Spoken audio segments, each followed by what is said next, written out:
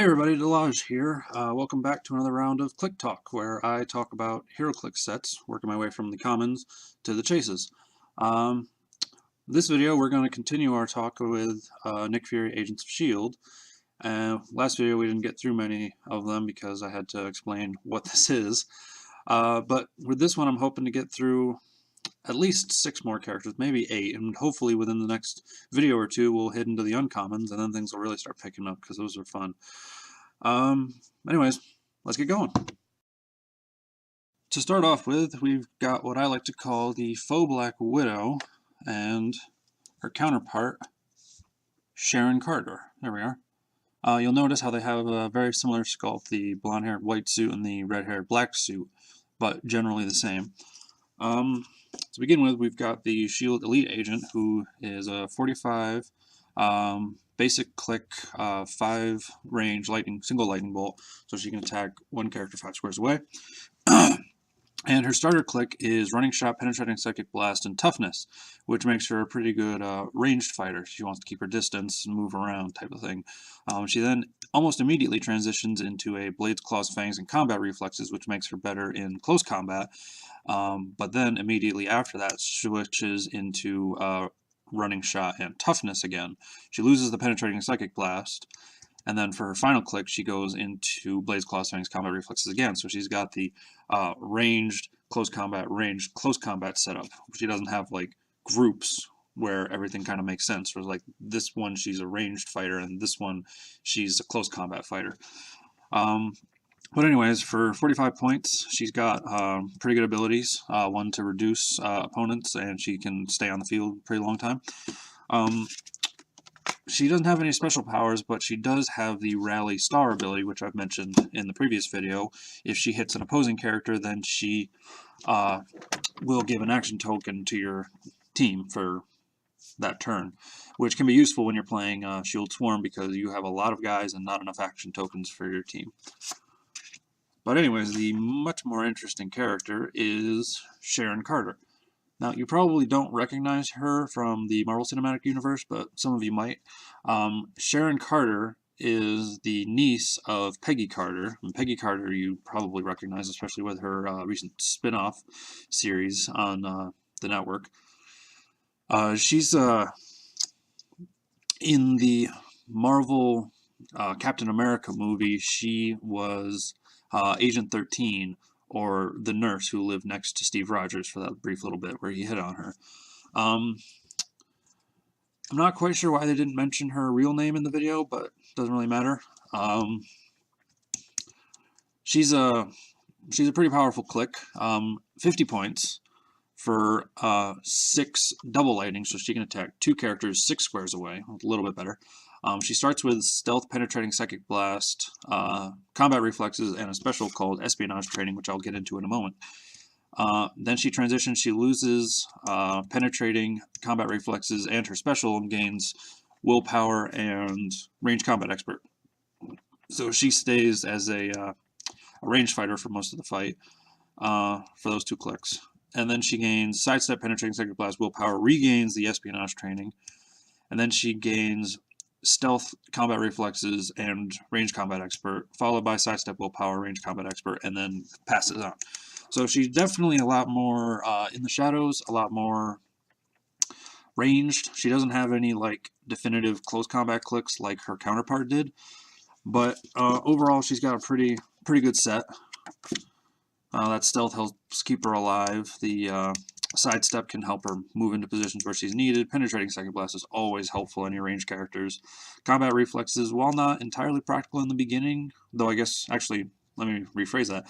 Since she has Stealth, Combat Reflexes is great because the only way to damage a Stealth character usually is to run up and punch them. So since she has Combat Reflexes, that makes her that much harder to hit. Let's see. Yeah, that's the basic rundown of the click.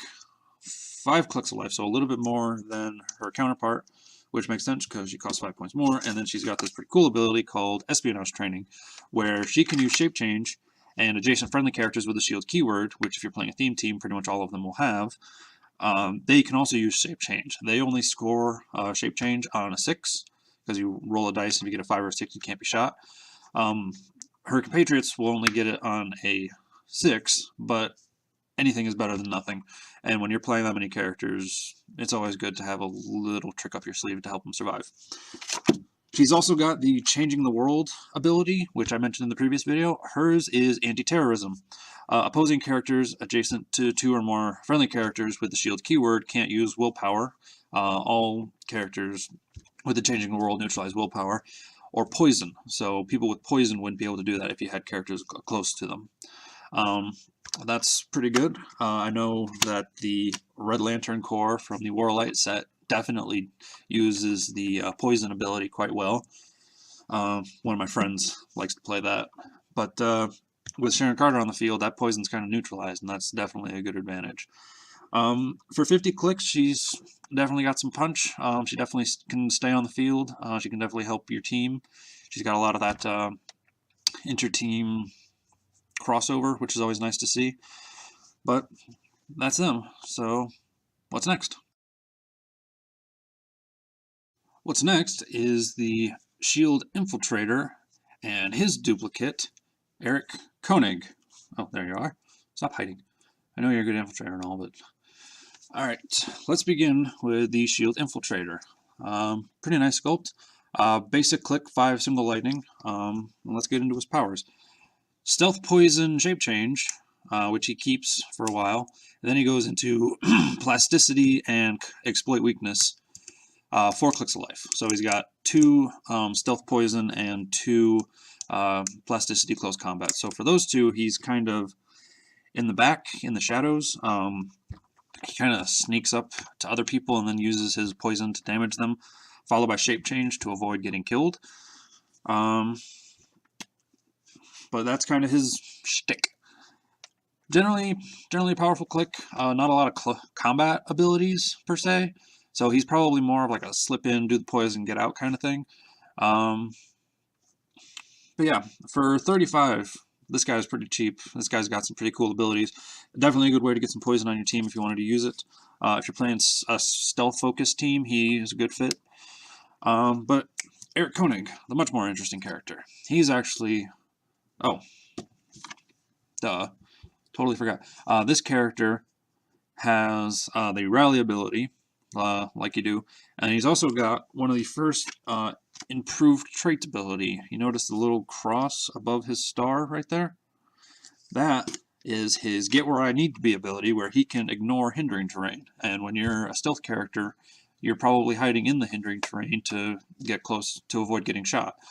So the fact that he can ignore the hindering terrain when he's moving will allow him to use his full movement speed to get across the battlefield, which is important when he's a character who needs to get in close combat to use his poison ability.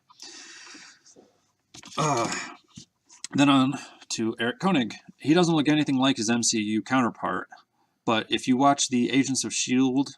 TV show, which I highly recommend, he is present. He is played by Patton Oswalt, and he plays the Koenig septuplets, I think. Those 7 brothers were all played by the same actor, kind of like the S.H.I.E.L.D. liaison for Coulson when he's kind of getting things started up.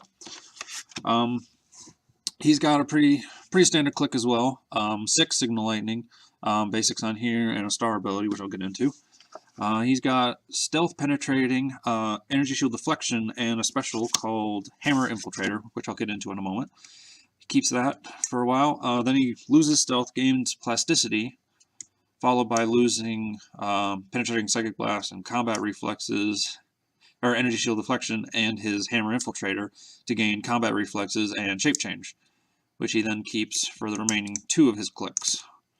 So for the first couple of clicks, he hides in the shadows, he hits targets far away to deal damage to them, and he uses his Hammer Infiltrator ability to help you out, if he can. Then he transitions into Plasticity, where he's kind of stuck in. His abilities don't really help him, so you kind of want to skip past that click a little quickly, and right into this one, the 4th click where he has Combat Reflexes. It improves his staying power in the fight a little bit longer. And the Shape Change ability is always nice. Then he keeps that till his knockout. Alright, so his specials. He's got the star, he's got the Changing the World ability. His is from His is called From Within. Opposing characters adjacent to 2 or more characters with the shield keyword can't use willpower or shape change. Shape change is pretty powerful. I mentioned it with Sharon Carter's abilities. And then for most of his dial, let's see, yeah, 3 of his 5 clicks, he's got Hammer Infiltrator, where he can use shape change, which means he's a little bit better than his end clicks because this one is a special, and when he succeeds on using shape change, you put a stolen secret token on this card, remove a stolen secret token, and choose Outwit, Perplex, or Probability Control, and he can use that power until your next turn. So for those 3 clicks, he's got the ability to use one of those 3 powers until the next turn, which is great because you can use Probability Control on your turn or your opposing opponent's turn. You can use Outwit to neutralize powers for an entire turn. So yeah, when he's a Hammer Infiltrator, he's got access to a lot of high-end powers. The risk is you kind of got to put him in the line of fire, have him get shot at, and then succeed on a roll that you only have a 33% chance of succeeding on to get the tokens that you then trade in to use these powers. So the odds of him keeping that power kind of go down when he's the one getting shot at and will lose it if he gets hit.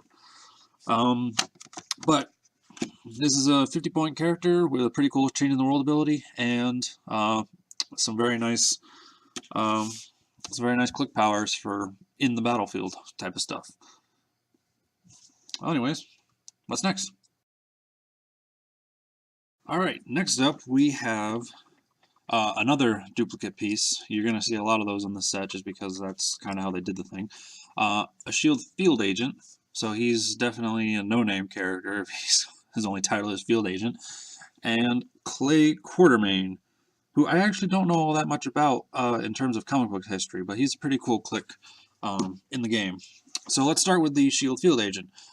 He is basic click, 5 single lightning, 40 points, obviously with the shield keyword because they're all shield agents so far. And let's see, he's got sidestep, toughness, and empower for 2 clicks. Then he loses his toughness and empower and gains willpower and close combat expert, which he then loses because he dies. He's got 4 clicks, 2 of them with sidestep, empower. 2 of them with sidestep, toughness, empower, and 2 of them with sidestep, willpower, close combat expert. So for 2 clicks, he wants to be adjacent to other characters to make them hit the opposing characters more, and then he follows that up by becoming a close combat fighter in and of himself. Pretty good click. Sidestep is always fun. You can use sidestep if you need to make breakaway twice. Like if you need to break away from somebody who's stopping you from breaking away, then you can use sidestep. If you fail that, then you can use your standard move action to make another roll to break away. That's always nice. He can also use sidestep to get in close to an opponent who's just a few squares away and then make his attack, which is good. And I always like seeing close combat expert on the dial just because I like those expert abilities. I like the expert abilities, and I like the shield increase abilities like energy shield deflection and combat reflexes. It's always fun to see those. Yet another standard click. Nothing on the back. No special powers. He does have the rally ability, which I've mentioned before. Always nice. But Quartermain is the actual spotlight character in this set. My research into him comprised of me finding out he was a fast-talking field agent who had a pretty big run in the 60s and 70s, kind of fell out in the 80s, 90s, and up into this decade. He had a brief appearance in the Ultimate as just a standard field agent, but I think that was mostly in there for the fans. But let's get into his dial. 6 single lightning, basic powers, nothing special there. 60 points, nice sculpt. He's got running shot, precision strike, which is always nice, energy shield deflection. He then takes up sidestep, a special called This Is What We Train For, toughness, and range combat expert. There we are, which he keeps for 2 clicks before losing sidestep and gaining combat reflexes and perplex, which he then keeps until he's knocked out after his 5th click. So his first click is kind of out there. it's the only one with a running shot, which I guess makes sense because in the opening turns of the game, you probably want them to have running shot and charge and things like that, so that way you can move and attack in the same turn. After that, he kind of gains some pretty nifty abilities. Looks like he's a predominantly ranged character with ranged combat expert and toughness, as well as this is what we trained for ability. But yeah, definitely 3 clicks of ranged kind of fighting, followed by 2 clicks of a little bit more close combat fighting. Using the perplex to help his allies, the combat reflexes to help keep himself alive, which is always nice. Alright, but he's got a Changing the World ability and this special down here, which I'll get into in a moment. His Changing the World is Military Lockdown. Opposing characters adjacent to one or more friendly characters with the shield keyword can't use Willpower or Flurry. So those characters who can use Flurry will get counteracted by Clay Quartermain, which is always nice because Flurry is very powerful. Then his special, which he gains after his first click and keeps for the rest of his dial, called This Is What We Trained For. When an opposing force has exactly 1 character on the map, Clay Quartermain modifies his attack and damage values by +1 and deals penetrating damage when attacking that character. So, yeah. It makes him more powerful when the opponent is running like a tent pole or anything like that. It improves his attack and damage, plus he's got ranged combat expert, and then he gains combat reflexes and perplex, which would allow him to modify again. The only thing to watch out for is the rule of 3. You can't modify an ability more than 3 up or down. So with the +1 from his This Is What We Trained For, +1 off the perplex, and then +1 off of the ability, or +2 off of the ranged combat expert, you're maxed out right there. So you can't use any perplex to boost anything else beyond that. But that's something you don't really have to worry about. That's only if you get really high up in there. Good click. Good set of powers. These are the kind of guys you want to field on your Shield Swarm team, like I do. So, what's next? And once again, we come to the conclusion of this video. Well, we certainly made some progress. We got through another 5, so there's only about 11 more characters to go. I'm hoping to pick up speed a little bit and get through these pretty quickly. Nobody really cares about the commons. I'm totally joking. I love the commons. But yeah, if you guys like this video, leave a like, subscribe. I'm going to keep doing this unless someone tells me to stop for some reason. Leave comments, anything you need me to go over again, anything you thought I did wrong, recommendations for my next videos. I know that I've got a War of Light unboxing coming up, and that's going to be a lot of fun. I've got some battle reports from the War of Light tournament that I recently participated in to show off, so those will be cool. And I got a couple of unboxing videos with some friends of mine that I'm planning on shooting in the future, so those will be fun. Hopefully intersperse those amidst all the other Click Talks. But yeah, leave a like, comment, subscribe, all that fun jazz, and I'll see you guys in the next video. Take care.